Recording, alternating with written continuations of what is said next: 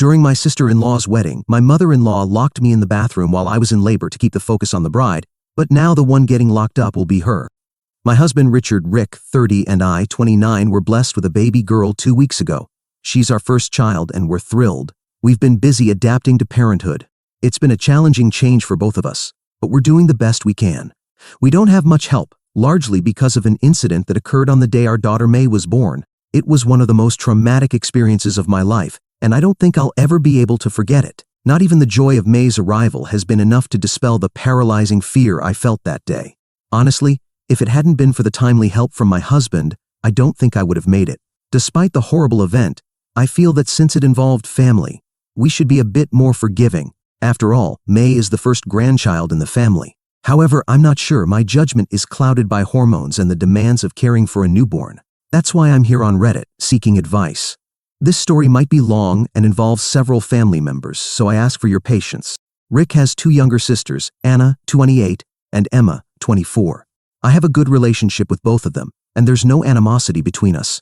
We're not extremely close, as we're all busy with our careers and don't see each other often. Emma doesn't even live in the same city as us, but we try to stay in touch occasionally through messages or calls. Another key person in Rick's family and in this story is my mother-in-law, Rachel, 53. While I get along relatively well with Anna and Emma, my relationship with Rachel is a different story. We disagree on many things, and I sincerely think she has issues not just with me, but with everyone around her.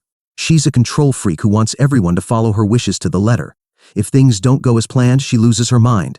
Rick and his sisters respect her wishes to a certain extent, mainly because she raised them alone after their father abandoned them. So they try to make things easier for her and for themselves. When someone dares to want something different from what she wants, her reaction can range from disapproval and sadness to full-blown meltdowns with tears and tantrums. She's hard to handle, so I try to stay away as much as possible. Rick understands this. He knows his mother can be difficult, so he lets me keep my distance and handle her my way. I also understand his perspective about her despite her controlling nature, so we leave things as they are. She doesn't particularly like me, and I don't interfere in her life, which is best for everyone involved.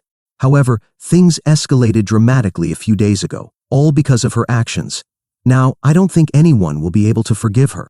The day May was born, Anna was getting married. It was a beautiful ceremony, and her husband Jonah, 30, is actually a friend of Rick's.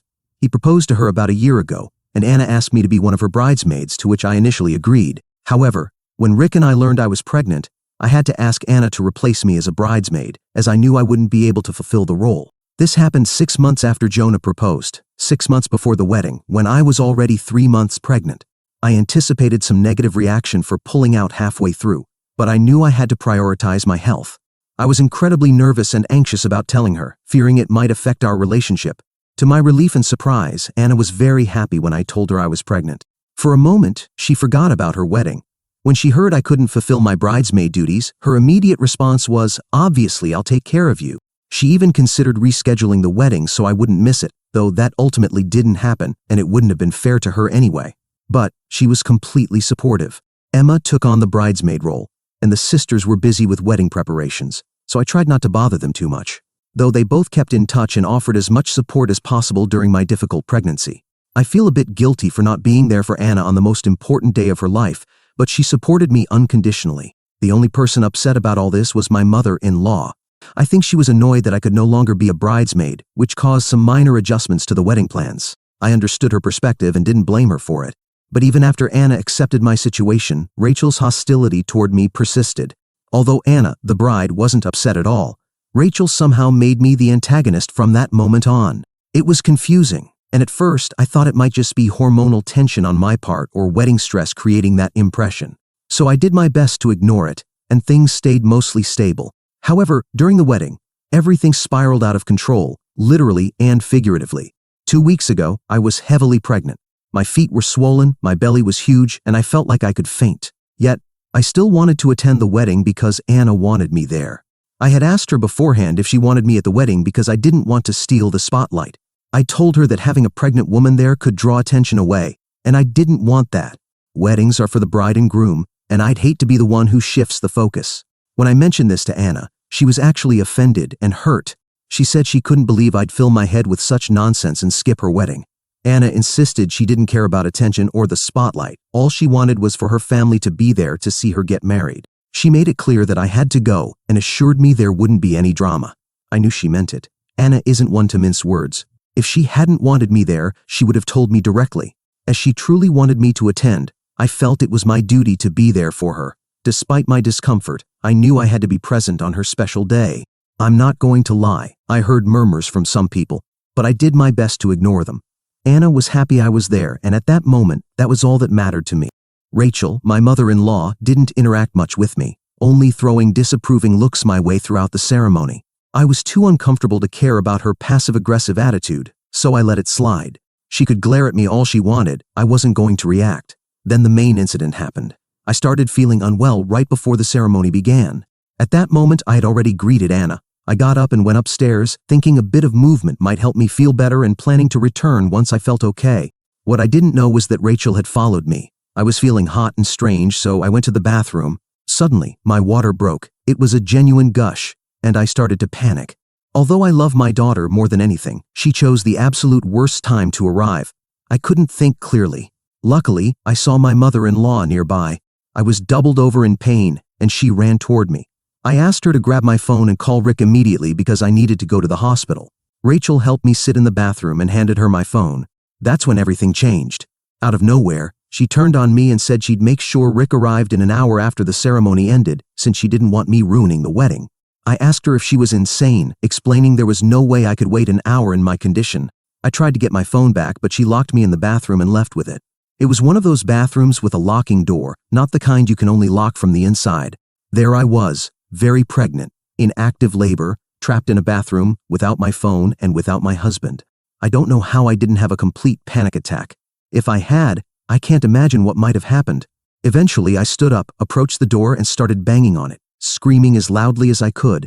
Since the bathrooms were upstairs and everyone was already seated for the wedding, no one heard me. I screamed until my voice gave out, but still, no one came. At that moment, I truly felt like I was going to die, and that my baby would die with me. I was exhausted, soaked, and sweating profusely, and my voice was gone. That's the last thing I remember before passing out from exhaustion. I don't remember how I got to the hospital or anything that happened afterward. I only know I woke up a few hours later with Rick by my side, crying. It took me a moment to realize where I was and process everything. When I saw Rick crying, I assumed the worst. Memories of Rachel locking me in the bathroom, my own screams, and my desperation flooded back. I thought that May hadn't survived. When Rick saw I was awake, he sighed in relief and cried in my arms. I felt a knot in my stomach, not knowing what had happened. Then I saw a nurse walk in with a baby girl in her arms, and finally, I felt a wave of relief. Honestly, I wanted to slap Rick for scaring me, but he wasn't doing it intentionally. He was just relieved I was okay since he had found me unconscious in the bathroom. Holding my daughter for the first time was the most profound feeling I've ever experienced, something I believe nothing will ever surpass. At that moment, Rick didn't give me details about what had happened, and I'm grateful for that. I didn't have the energy to deal with it. I could vaguely hear some commotion outside the room and asked Rick what was going on. He explained that his mother was outside and wanted to see her granddaughter. I told him everything, how she had locked me in the bathroom, refused to call him, and had endangered our daughter for no reason. I said I wouldn't let her near our daughter ever. To me, she was dead. Rick said he already knew everything. When he found me in that state, Rachel had broken down and confessed everything. But I told him her confession didn't mean she could be forgiven. He laughed and said that, for him, his mother was dead from that moment on. He was determined to press charges for endangering my life. He wanted to go the legal route to ensure she paid for her actions. When Rick said he would press charges, I felt an immense weight lifted off my shoulders. I know he loves his mother. He and his sisters have always respected her for raising them alone. Maybe I didn't expect him to stand so firmly by my side, but I'm not complaining at all. In fact, it made me love him even more, if that's possible. I asked Rick how the wedding had gone, and he said everything went well. Emma and Anna were waiting for his call to come visit us. I asked if Anna was angry, and he laughed, saying I shouldn't worry at all. Anna was beaming with pride and joy, saying her family was complete at the wedding and that May's birth was the best gift she could have received. I teared up when he told me this, and asked him to call them immediately. Within minutes, Anna, Emma, and Jonah were at the hospital. The best part, Anna and Jonah were still in their wedding attire, and Anna announced she wouldn't miss the chance to take a wedding photo with her niece. I started crying. It was such an emotional moment. After the photo, I apologized to Anna for ruining her day, but she hugged me and told me I was wrong. that I had made her day better. Then I told Anna about Rachel's behavior since we announced the pregnancy. Anna responded that my only mistake was not telling them sooner. They could have stopped her drama. I explained I didn't want to cause trouble, but Emma chimed in saying, "Any trouble is worth it as long as you're safe." Writing this brings tears to my eyes because at that moment I realized they truly loved me as part of the family. I wasn't just Rick's wife to them, I was family. Anna is one of the best people I know, confident, kind, and so generous. It doesn't surprise me she's where she is today. I still don't understand how Rachel turned out so different from her kids. It's like they saw her behavior and decided that wasn't the path they wanted to follow. It's strange, but I don't care. It was a beautiful moment. Rachel was still outside the hospital room. Apparently, Anna had told her she'd make sure Rick and I pressed charges. Rachel wanted to come in to meet Maggie, but I didn't want her near us. Anna supported me, insisting we needed to protect ourselves from her. She apologized to me, feeling guilty, thinking she might not have been clear enough with her mother that she had no issue with my pregnancy. Anna said that if she had been clearer, perhaps the incident could have been avoided. I assured her she had done everything right, that she had made me feel safe, and that it was in no way her fault. Meanwhile, Rick was outside talking to Rachel. After being discharged from the hospital and taking May home, Rick shared what they had discussed. He told her he would press charges and that nothing she said would change that. He also informed her she would never be allowed to be a part of May's life, as she was no longer a grandmother in any meaningful sense after what she had done. He explained that endangering my life and May's just to control the wedding was unacceptable. Additionally, he told her that the financial support she had been receiving from him and Emma would be reduced to zero. Rachel cried, saying she had worked her whole life for them and didn't deserve this. Rick replied that, while he appreciated everything she had done, it didn't give her the right to control their lives. He admitted he had been making excuses for her behavior for years, but this incident had crossed a line. Rachel tried to justify her actions, claiming that, as a mother, she believed Anna didn't want me there because I might steal the spotlight. Anna overheard this and told her it was nonsense. So, we moved forward with the case. Rick is handling everything since I need to focus on caring for our newborn and staying away from this constant drama. Neither of the sisters is willing to talk to her. Anna has completely cut her off, and Emma only communicates with her when absolutely necessary. Rick and I, of course, have zero contact. I don't think Rachel anticipated this level of fallout, and perhaps she really believed she was protecting Anna in some twisted way. I'm not defending her, not in the slightest, but if I try to understand how this woman thinks, that's the only explanation I can come up with. Even so, it's incomprehensible. In any case, she's earned all of this, and it's time she reaps the reward for being a terrible mother and mother-in-law to everyone. Update 1. Any chance of reconciliation is off the table forever, though it was practically impossible even before. I know I haven't updated in a while, but, well, I'm a new mom, so between keeping myself and my baby alive, I've been busy. The good news is that May is turning 8 weeks old in a few days, and we're all very excited. Anna and Jonah have been incredibly kind, helping Rick and me a lot. Emma had to return to work but calls almost every day. May is literally the light of everyone's lives, they adore her, and our group chat is full of pictures of her.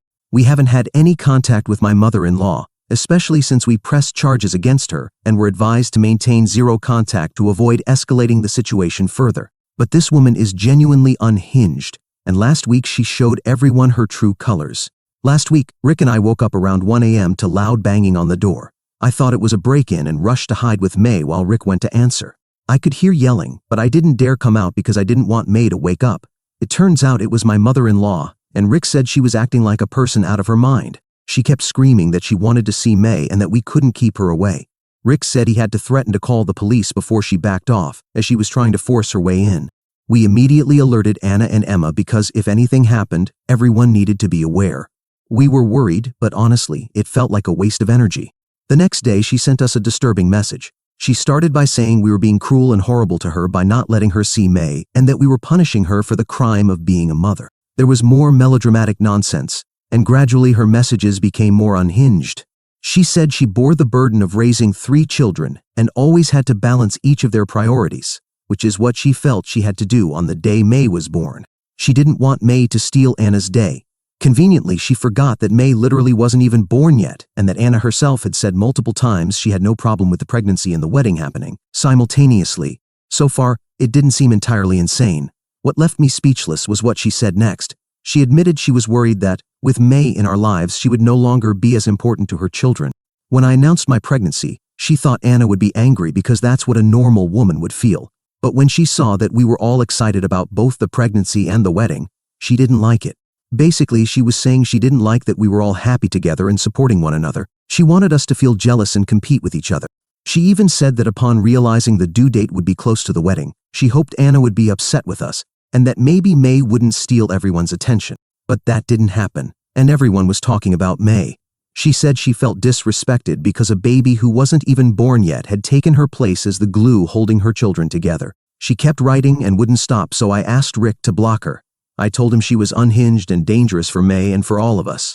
I've had a constant headache since seeing those messages. I can't believe a woman in her 50s is competing with a newborn. It makes no sense to me, and it doesn't have to because I'm done with her. I'm done making excuses for her behavior and trying to understand her motives. She can go to hell for all I care. We forwarded the messages to Anna and Emma, and they were also disturbed. They think she might be having a manic episode, and Emma even said she'd fly over to have her admitted to a clinic. I think that's a good idea, but I'll stay out of it. This behavior is beyond reason, and I want nothing more to do with her. Update 2. We now have a restraining order against my mother-in-law because the justice system failed us, and the charges we pressed against her had no consequences. I'm not surprised because the justice system in my country isn't exactly known for being fair. She hasn't tried anything else, but we're being cautious. Emma arranged for my mother-in-law to undergo tests and spoke with both a psychologist and a psychiatrist. The results came back normal. She was diagnosed with generalized anxiety disorder, but that was all.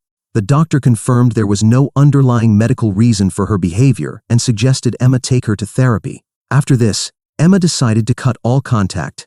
She said she was willing to help if there had been a real problem, but if malice is simply part of her mother's personality, she can no longer tolerate it. I completely understand and share her sentiment.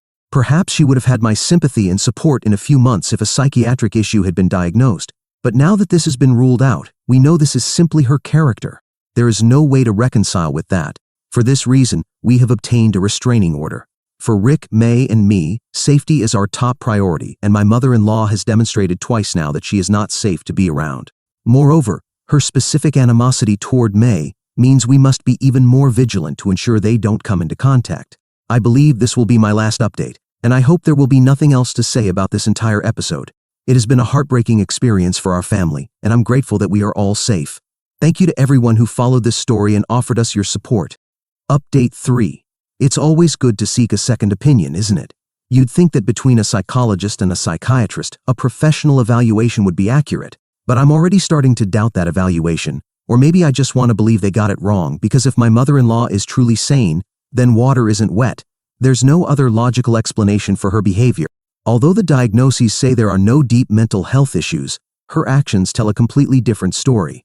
Even though she's supposedly fine, my mother-in-law continues doing things worthy of being locked away and someone throwing away the key. Don't worry, this time nothing happened to my daughter, but what did happen involved Emma. I want to share this because I know many of you were concerned about my mother-in-law's behavior and wondering how far she might go. Well, here's your answer. Emma, as you know, lives in another city, and you'd think the distance would prevent my mother-in-law from constantly intruding. But that didn't stop her from taking a surprise trip and showing up at Emma's house at 3 in the morning. Compared to the time she showed up at our door, it seems she's arriving later and later into the night. Emma, of course, was terrified. Imagine being in her position, home alone, in the middle of the night, and suddenly hearing persistent knocking at the door, only to find your mother, not only arriving unannounced but also clearly intoxicated.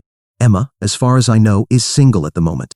But that didn't stop my mother-in-law from showing up in the middle of the night, reeking of alcohol, to tell her that she wanted Emma to have a child, not for common or maternal reasons. No, what she wanted was for Emma to have a baby to overshadow my daughter.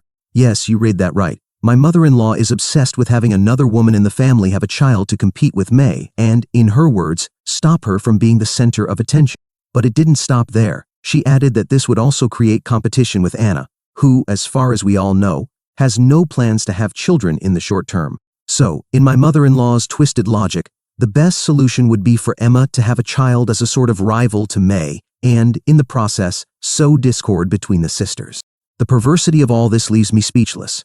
Her goal is nothing less than to create enmity and rivalry among all of us, with the absurd idea that this would make her the unifying factor in the family. I guess she hasn't received the memo that a family doesn't need an external cause to be united, it just needs healthy and strong bonds, something she doesn't seem to understand or simply doesn't care about.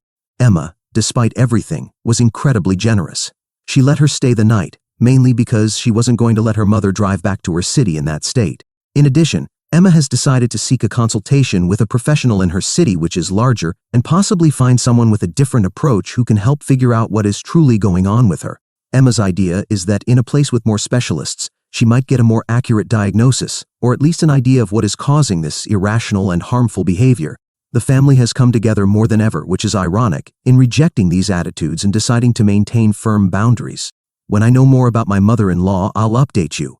Update 4. Well, now we have a clear diagnosis. My mother-in-law has borderline personality disorder (BPD). This brings some clarity, but we also know how challenging this will be. The diagnosis explains many of her chaotic and extreme behaviors.